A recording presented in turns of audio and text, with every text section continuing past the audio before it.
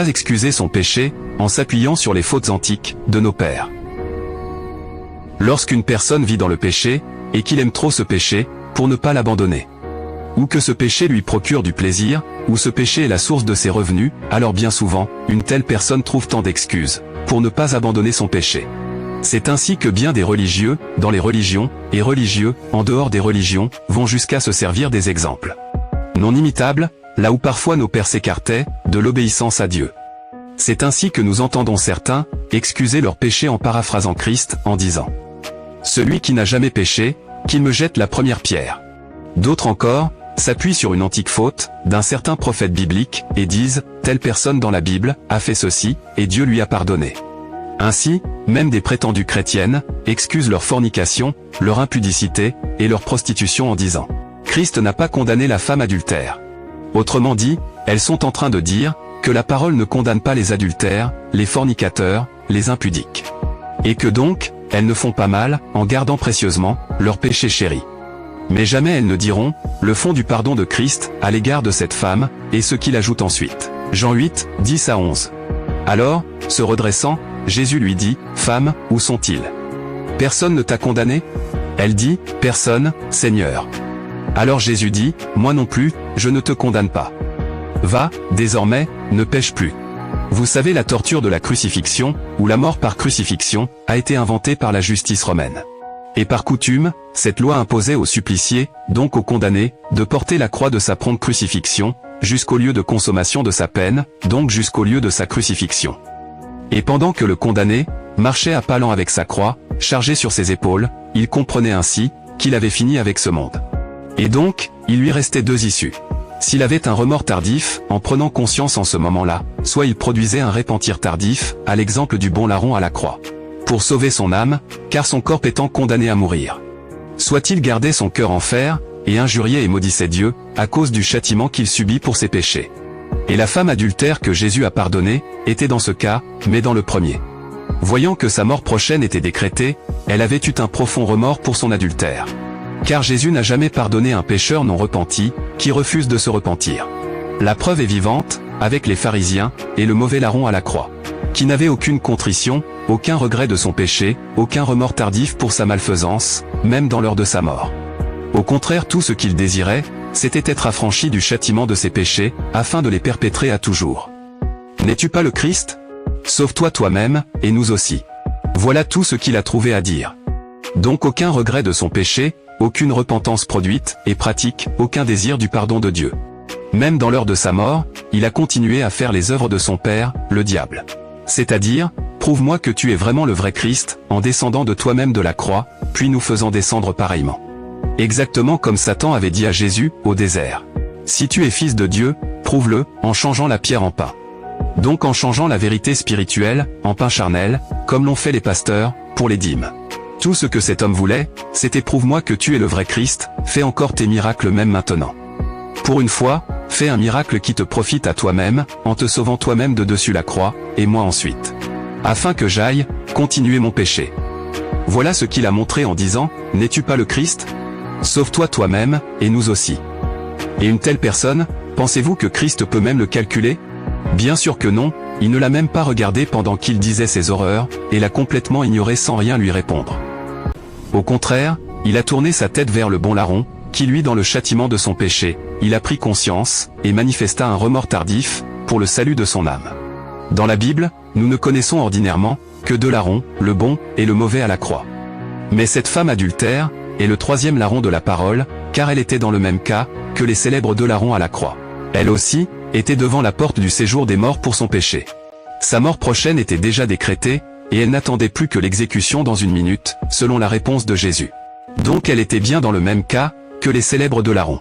Juste que, eux, leur condamnation était déjà exécutée, mais la sienne, était juste déjà décrétée, et elle n'attendait plus que l'exécution, conformément à la loi contre les adultères.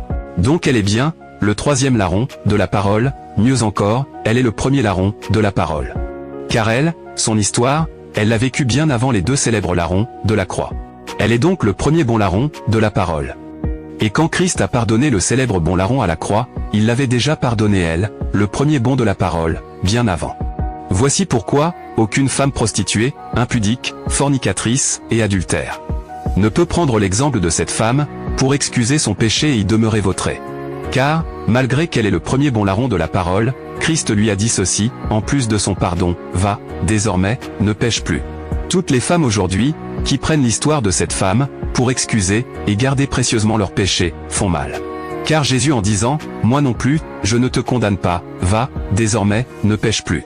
Il nous montre ici, que le pardon de Dieu, n'est pas sans condition, ce qui est très logique. Car à quoi bon pardonner une personne, qui te fait du mal aujourd'hui, te demande pardon, puis demain, il te refait encore du mal. À quoi bon pardonner un pécheur, qui passe toutes ses journées à pécher, pour se repentir chaque soir avant de dormir, afin d'alléger sa conscience?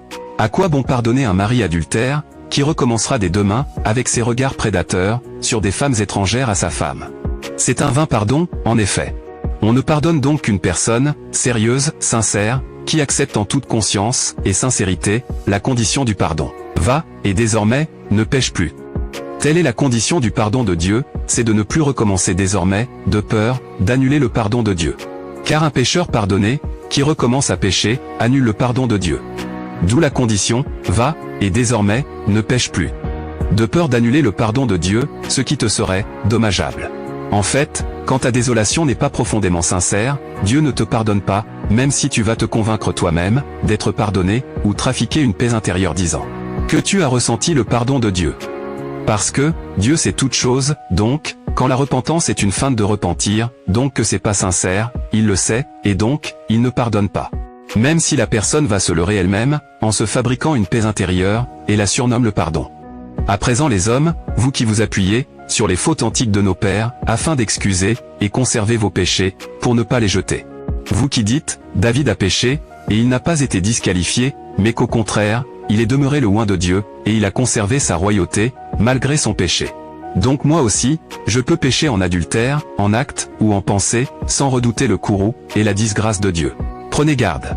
Il faut arrêter de paraphraser la parole de Dieu, à notre profit aujourd'hui, mais pour notre éternel détriment.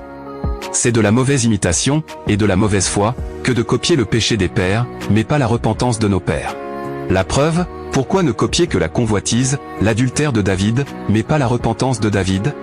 Ignorez-vous, que David a été pardonné, parce qu'il a accepté la condition du pardon? Comme nous venons de le démontrer, avec la femme adultère. Ignorons-nous, que David a produit du fruit digne, de la vraie repentance, en ne commettant plus jamais le péché, de tout le reste de sa vie. En sorte que la parole, lui fait cet éloge, 1 Roi 15, 5.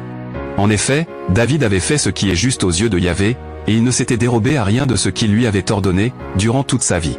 Et il ne s'était dérobé à rien, de ce que Dieu lui avait ordonné, durant toute sa vie. Durant toute sa vie, figurez-vous. Sauf dans l'histoire, d'Uri le Hittite. Et oserons-nous, nous comparer à David? Ne nous modelons sur la seule faute, du oint de Dieu, mais honorons-le, en faisant mieux. En crainte de Dieu, et en obéissance à Dieu. Car en imitant que les péchés de nos pères, mais jamais la repentance sincère de nos pères, en imitant que les désobéissances de nos pères, mais jamais l'obéissance de nos pères. C'est déshonorer nos pères, et c'est se ranger volontairement au nombre des pécheurs, qui n'est pas du tout recommandable. Ecclésiastique 7, 16. Ne te range pas au nombre des pécheurs, souviens-toi, que la colère ne saurait tarder. David ne passait pas les journées à pécher, et à prier tous les soirs avant de dormir, pour calmer sa conscience troublée par le péché, comme bien des gens le font. Et ils osent dire, David a péché, et Dieu ne lui a pas disgracié, donc moi aussi. Prenons garde, que Dieu ne nous dise, insensé, cette nuit même, on va te redemander ton âme, et ton péché chéri non abandonné, quand sera-t-il au grand jour, si tu mourrais pendant que tu pêches? Si tu mourrais en pleine pratique du péché, que diras-tu à Dieu? C'est pourquoi Jésus, fils de Sira, nous dit ceci. Ecclésiastique 7, 36. Dans tout ce que tu fais, souviens-toi de ta fin, et tu ne pécheras jamais. Vous qui affermissez vos péchés, en prenant Deutéronome 32, 51, comme roc, pour dire, Moïse et Aaron ont été infidèles à Yahvé au milieu des Israélites, aux eaux de Mériba-Kadès, dans le désert de Sin. Et vous autres, qui ajoutez à la parole de ceux-ci, en disant, Moïse et Aaron n'ont donc pas manifesté la sainteté de Yahvé, au milieu des Israélites. Certes, pour cela, aucun des deux n'est entré en terre promise, au pays promis, mais toutefois, leurs âmes sont sauvées. Donc moi aussi, Yahvé me fera grâce, par conséquent, j'ai plein d'excuses pour garder précieusement mon péché. Prenez garde. C'est pourquoi Jésus, fils de Sira, nous dit encore ceci. Ecclésiastique 7, 9. Ne dis pas, Dieu considérera la multitude de mes offrandes, quand je les présenterai au Dieu très haut, il les recevra. Autrement dit, comme les religieux pensant séduire Dieu, avec les dîmes pour couvrir leurs péchés. Pensant que payer les dîmes au pasteur apostat, les sauvera. Alors qu'Isaïe 1, 10 à 20, montre expressément, comment Dieu voit tout cela, et il n'en a que faire, parce que le seul sacrifice qui plaît à Dieu, c'est un cœur sincèrement repentant. Jésus, fils de Sira, fait encore sortir de leurs illusions, ceux qui s'abusent eux-mêmes de la sorte. En montrant que, prendre à la légère le péché, c'est sous-estimer le pire ennemi, de nos âmes. Ecclésiastique 7, 8. Ne te laisse pas entraîner 2 fois à pécher, car pour une seule fois, tu n'échapperas pas. Cessez donc de prendre Dieu, pour votre grand-père. Ecclésiastique 16, 12. Autant que sa miséricorde, autant est grande sa sévérité. Il juge les hommes, selon leurs œuvres. En conclusion. Ecclésiastique 35, 3. Ce qui plaît au Seigneur, c'est qu'on se détourne du mal. C'est offrir un sacrifice expiatoire, que de fuir l'injustice. C'est-à-dire, le péché, sous toutes ses formes. Cesse de décider toi-même, ce qui est péché, et ce qui ne l'est pas. Mais accepte le péché, tel que Dieu nous le montre dans sa parole. Le péché sera toujours le péché, même si on le met à la mode. En effet, il n'y a rien de nouveau, sous le soleil, dit le roi Coëlet. Ça ne sert donc à rien, de moderniser, ou de changer les noms des péchés qu'on veut garder, afin qu'ils ne soient plus péchés, essayant aussi, d'anéantir les commandements de Dieu. Cessez de dire bénédiction de Dieu, à la place de cupidité. Cessez de dire concubinage, à la place d'adultère. Cessez de dire regarder, à la place de convoitise. Cessez de dire petit ami, à la place d'impudicité. Cessez de dire orientation sexuelle, à la place d'infamie. Cessez de dire transgenre, à la place de perversion. Cessez de dire couple homosexuel, à la place de Sodome et Gomorrhe. Trompant ainsi, votre propre conscience. Car ce qui plaît au Seigneur c'est qu'on se détourne du mal, et non pas qu'on y demeure vautré. Ce qui plaît à Dieu, c'est qu'on se convertisse, et se détourne de nos crimes, qu'il n'y ait plus pour nous, d'occasion de mal. Laissez les noms du péché, tels que Dieu les nomme, cela nous aide, à ne pas nous mentir à nous-mêmes, à ne pas nous abuser nous-mêmes, à ne pas nous séduire nous-mêmes. Car comment te repentiras-tu de la convoitise, si selon toi, c'est juste un regard pas forcément malsain? Comment te repentiras-tu de l'adultère, si selon toi, c'est le concubinage? Comment te repentiras-tu des abominations, et des perversions, si selon toi, c'est juste l'homosexualité?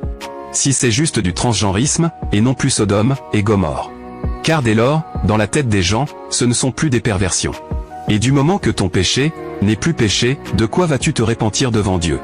De rien, en effet. Car alors, au lieu de rouge cramoisi, tu es donc blanc comme neige. Au lieu de rouge pourpre, tu es donc comme la laine. D'où le danger de moderniser, ou de changer les noms du péché. Ézéchiel 18, 23. Prendrai-je donc plaisir, à la mort du méchant? Oracle du Seigneur Yahvé, et non pas plutôt à le voir renoncer à sa conduite, et vivre? Ézéchiel 18, 27 à 28. Si le pécheur se détourne du péché qu'il a commis, pour pratiquer le droit et la justice, il assure sa vie.